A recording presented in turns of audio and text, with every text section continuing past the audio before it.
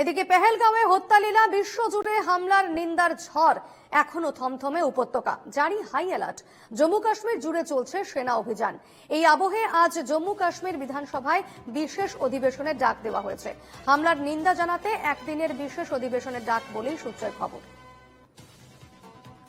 কথা বলে নেব, আমাদের সঙ্গে এই মুহূর্তে টেলিফোনে রয়েছেন আমাদের প্রতিনিধি বাসব রায়। বাসব, আজ জম্মু কাশ্মীর বিধানসভায় বিশেষ অধিবেশনের ডাক দেওয়া হয়েছে, কি বিস্তারিত জানাচ্ছ?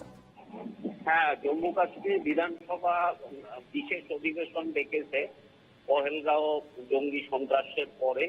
তো সেখানে যেসব প্রস্তাব নেওয়া হবে সেগুলো বললে দুটো প্রস্তাব মূলত নেওয়া হবে। এক হচ্ছে জঙ্গিদের যে আক্রমণ পহেলগাঁওতে অ্যাটাক, তার বিরুদ্ধে একটা প্রস্তাব পাস হবে। গোটা জম্মু কাশ্মীর এই অ্যাটাকের বিরুদ্ধে আছে, এটা হচ্ছে এক।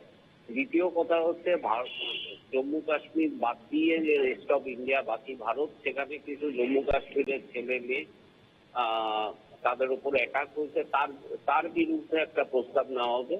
মূলত শান্তির বিষয়টা নিয়ে প্রস্তাব হবে। তবে জম্মু কাশ্মীর যে বিধানসভা, তার একটা বিষয় আছে, সেটা হচ্ছে একটা দিক জম্মু এবং একটা দিক কাশ্মীর। জম্মুর যারা বিরোধী বিধায়ক তারা এই পহেলগাঁও অ্যাটাক নিয়ে একটু চেঁচামেচি করবে, যেটা স্বাভাবিক।